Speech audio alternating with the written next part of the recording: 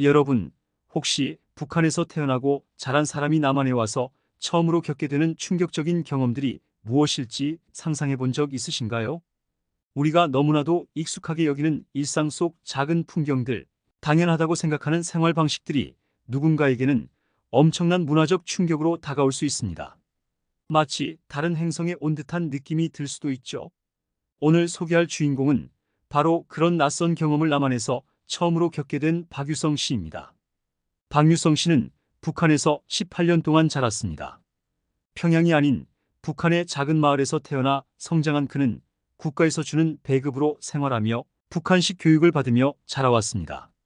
북한에서의 그의 삶은 오로지 국가가 허락하는 범위 내에서만 이루어졌습니다. TV 뉴스는 철저히 정부가 검열하고 거리에는 항상 경계심이 가득했죠.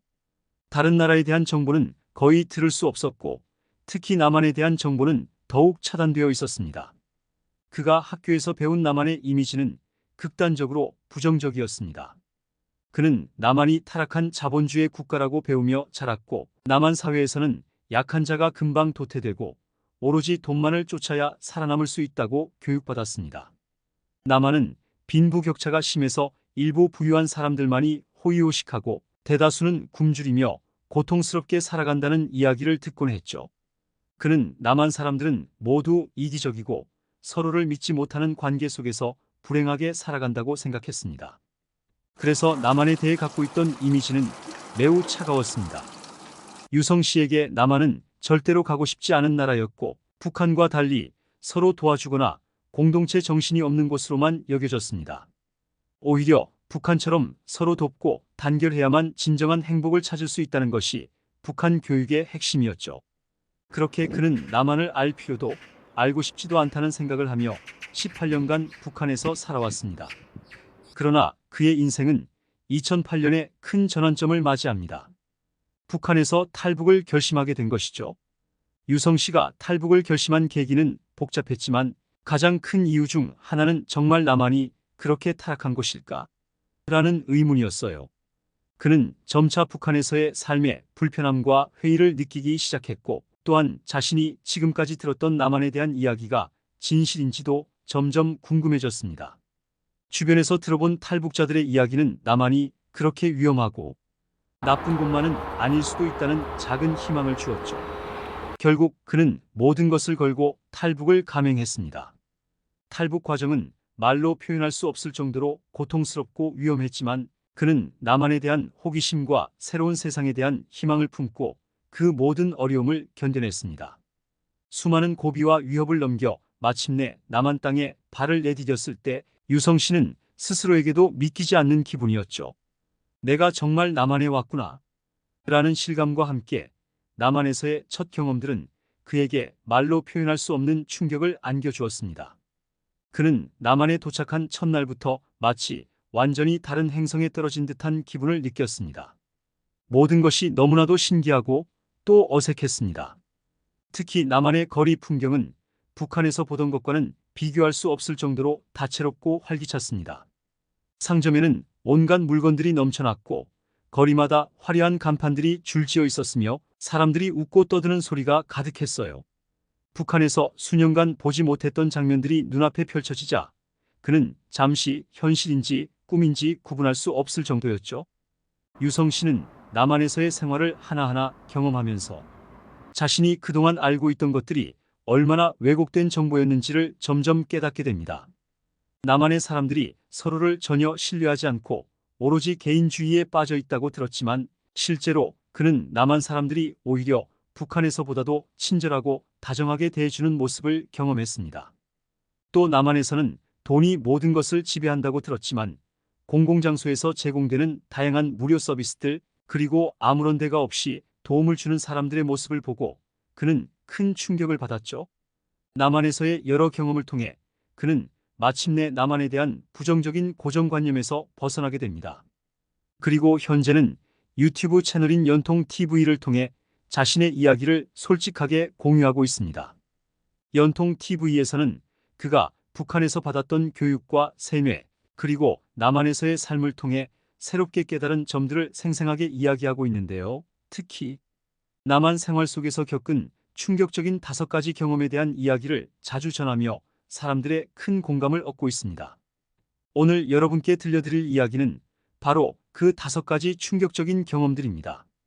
유성 씨에게 남한에서의 삶은 일종의 문화 쇼크 그 자체였습니다. 남한 사람들에게는 당연한 일상이지만 북한에서 자라난 유성 씨에게는 상상조차 할 수 없었던 일들이었죠.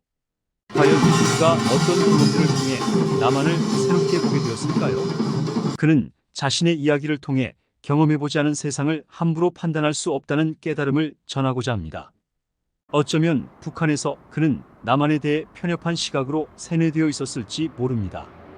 그러나 남한에서의 생활을 통해 그는 남한 사람들의 따뜻한 마음과 배려를 직접 느끼게 되었고 그 모든 경험이 그에게는 큰 의미로 다가왔습니다. 여러분도 박유성 씨의 이야기를 들으면서 남한과 북한의 차이를 이해하고 우리가 누리고 있는 자유와 일상의 소중함을 되새겨보는 시간이 되었으면 좋겠습니다. 그럼 박유성 씨가 남한에서 겪은 5가지 충격적인 경험들 속으로 함께 들어가 보시죠. 박유성 씨가 남한에 도착해 처음으로 충격을 받은 것은 바로 길거리의 자유로운 분위기였습니다. 북한에서 자란 그는 평소 외출할 때마다 일정한 규율을 따르고 어디를 가는지 보고하고 공공장소에서는 조용히 행동해야 한다는 압박 속에 살았습니다. 거리에서 웃거나 자유롭게 행동하는 것조차 주위의 눈치를 봐야 했습니다. 북한의 공공장소는 항상 통제와 감시가 가득한 분위기였죠. 특히 거리에 경찰이나 보안원이 있으면 자연스럽게 긴장하며 고개를 숙이거나 행동을 조심하게 되었습니다. 이런 습관은 북한 사람들에게 너무나 익숙한 것이었고 유성 씨도 예외는 아니었습니다. 그런데 남한에 처음 도착해 서울의 거리를 걷던 날 유성 씨는 마치 다른 세상에 온 듯한 기분을 느꼈습니다. 거리에는 밝고 활기찬 분위기가 넘쳐났고 사람들은 서로 자유롭게 대화를 나누며 웃고 있었습니다. 다채로운 옷차림의 사람들은 각자 개성을 표현하며 거리를 활보하고 있었고 심지어 거리 곳곳에서 음악을 들으며 춤을 추거나 기타를 연주하는 사람들이 보이기도 했습니다. 북한에서는 상상조차 할 수 없었던 광경이었죠. 그는 잠시 멈춰서서 눈앞에 펼쳐진 이 장면들을 바라보며 마치 꿈을 꾸는 듯한 기분이 들었습니다. 가장 충격적이었던 것은 사람들이 길거리에 있는 경찰관들을 전혀 두려워하지 않고 오히려 친근하게 대하고 있다는 점이었습니다. 유성 씨에게 경찰은 두려움과 감시의 상징이었습니다.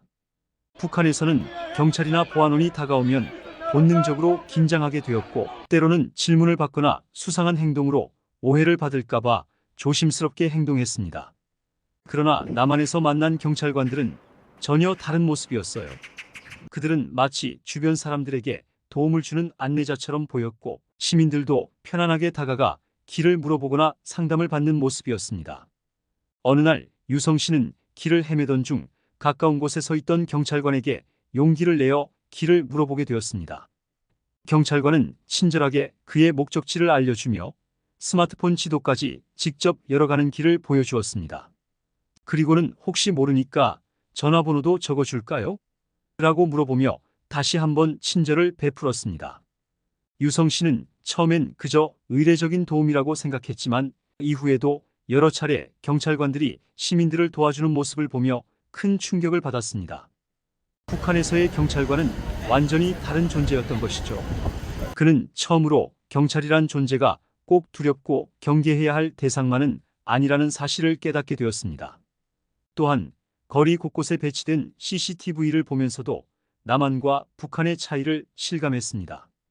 북한에서는 CCTV가 엄격한 감시 수단으로만 사용되었고 사람들의 일거수일투족을 기록하는 존재였습니다. 그런데 남한에서는 CCTV가 시민들의 안전을 위한 수단으로 범죄를 예방하고 사고를 방지하기 위해 설치된 것이라는 설명을 듣고는 다시 한번 놀랐습니다. 그는 오히려 남한에서 CCTV가 주는 안정감을 느꼈고 공공장소에서 자유롭게 돌아다닐 수 있다는 점에 안심하게 되었습니다. 그리고 또 한 가지 그에게 충격적이었던 것은 거리 공연과 자유로운 문화 활동이었습니다. 그는 처음 남한 거리에서 버스킹을 하는 사람들을 보고 깜짝 놀랐습니다. 기타를 치며 노래를 부르는 청년들, 춤을 추는 젊은이들, 거리 마술을 보여주는 사람들까지 각자의 개성을 마음껏 표현하는 모습이 너무나도 신선하게 다가왔습니다. 북한에서는 공연과 예술 활동이 철저하게 국가의 허락을 받아야만 가능했기 때문에 이런 자유로운 예술 활동은 상상도 할 수 없는 일이었습니다. 그는 처음엔 이들이 무슨 특별한 허가를 받았거나 혹은 특정한 행사인 줄 알았지만 알고 보니 누구든 원하면 언제든지 이런 활동을 할 수 있다는 사실을 알게 되었습니다. 그 순간 그는 여기가 진짜 자유의 나라구나라는 생각이 들었습니다. 유성 씨는 자유롭게 자신을 표현할 수 있다는 나만의 문화에 큰 매력을 느끼기 시작했습니다.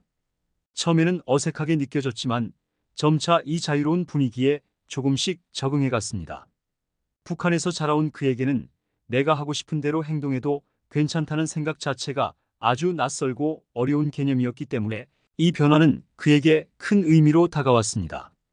그는 남한에서라면 사람들이 자신을 있는 그대로 받아들여주고 각자의 개성을 존중해준다는 것을 깨닫게 되었습니다. 또한 그는 사람들이 서로의 사생활을 존중하고 길거리에서 다른 사람에게 큰 관심을 두지 않는 것도 인상 깊었습니다. 북한에서는 모든 사람이 서로를 감시하는 분위기 속에서 살았기 때문에 길거리에서 누군가에게 잘못 보이면 안 된다는 긴장감을 항상 가지고 있어야 했습니다. 하지만 남한에서는 아무도 그의 행동이나 외모에 대해 간섭하지 않았고 오히려 개성을 존중하며 각자의 삶을 살아가는 모습이었습니다. 그는 이곳에서야말로 진정한 프라이버시라는 개념을 느끼게 되었고 그것이 얼마나 소중한지 실감하게 되었습니다. 그러나 처음부터 이 모든 것이 편하게 다가온 것은 아니었습니다. 길거리를 다니면서도 마음 한편에는 남한 사람들을 완전히 믿어도 될지 의구심이 들기도 했습니다. 자유롭게 행동하는 사람들 사이에서 그는 처음에 이질감과 약간의 두려움을 느꼈습니다. 저 사람들은 정말 믿을 만한 걸까? 라는 생각이 머릿속에서 떠나지 않았죠. 북한에서는 누구든 언제든지 자신을 고발할 수 있다는 생각에 사람들을 쉽게 믿지 못했기 때문입니다. 남한의 자유로운 분위기 속에서도 이러한 습관은 쉽게 사라지지 않았습니다. 하지만 시간이 지날수록 그는 남한 사람들의 따뜻한 미소와 친절에 점점 마음을 열게 되었습니다. 사람들은 그에게 특별한 이유 없이도 도움을 주었고 서로에게 믿음과 존중을 갖고 대했습니다. 그는 남한에서 사람들이 개성과 자유를 소중하게 여기며 그것을 존중하는 태도에 감동을 받았습니다. 이런 경험들이 쌓이며 그의 마음속에 남한을 향한 호감과 신뢰가 점점 생겨났습니다. 결국 남한의 거리에서 느낀 자유와 개방적인 문화는 박유성 씨에게 남한에 대한 첫 번째 긍정적인 인상을 심어주었습니다.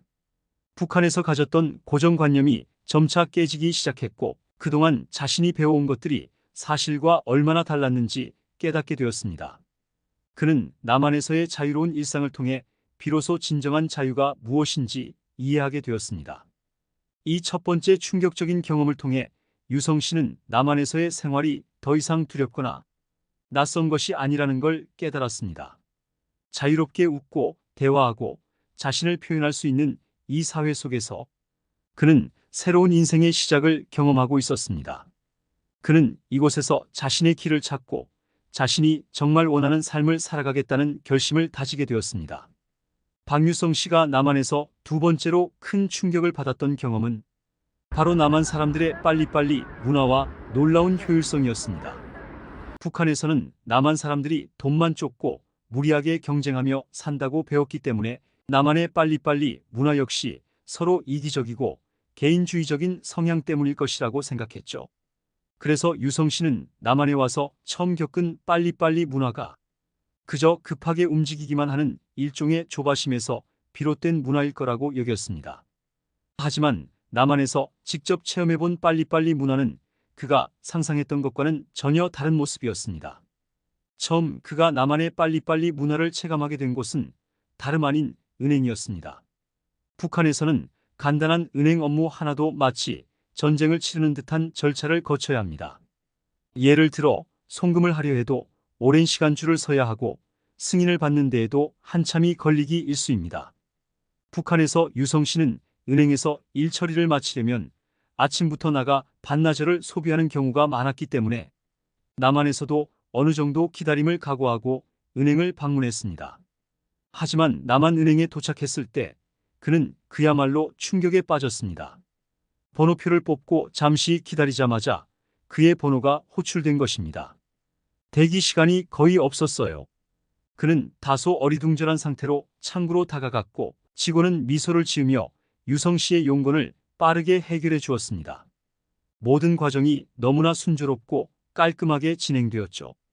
북한에서는 은행 업무를 마치려면 여러 차례 서류를 검토하고 승인받는 절차를 거쳐야 했기 때문에 남한에서 10분 만에 일이 끝난 것에 유성 씨는 입을 다물지 못했습니다. 은행을 나서며 그는 이렇게 빨리 일 처리가 끝날 수 있다는 게 말이 돼? 라며 혼잣말을 했습니다. 그는 남한의 은행 시스템이 너무나도 효율적이고 신속하게 서비스를 제공할 수 있는 체계가 잘 갖춰져 있다는 사실에 감탄을 금치 못했습니다. 남한 사람들이 일 처리를 빠르게 하는 이유는 단순히 조급해서가 아니라 고객에게 최상의 편의를 제공하기 위한 효율적인 시스템이 뒷받침되어 있기 때문이라는 점을 깨닫게 된 순간이었죠. 다음으로 그가 남한의 빨리빨리 문화를 다시 체감하게 된 곳은 병원이었습니다. 북한에서 병원 방문은 체력 소모가 클 정도로 힘든 과정입니다.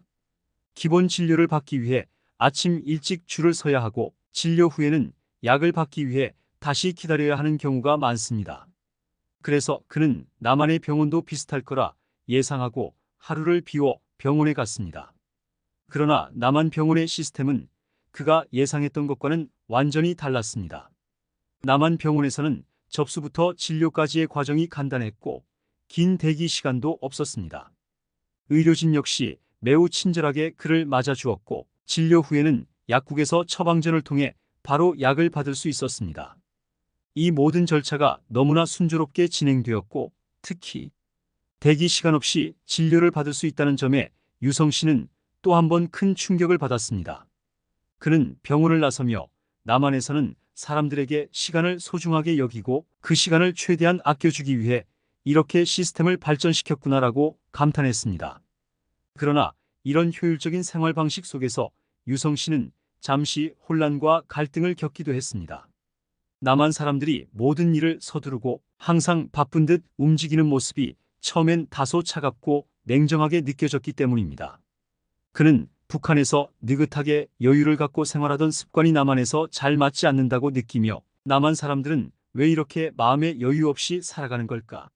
라는 의문이 들었습니다. 지하철이나 버스에서도 사람들은 빠르게 이동하고 계단을 오를 때도 뛰어다니는 모습이 북한에서는 볼 수 없는 장면이었기에 더 낯설었습니다.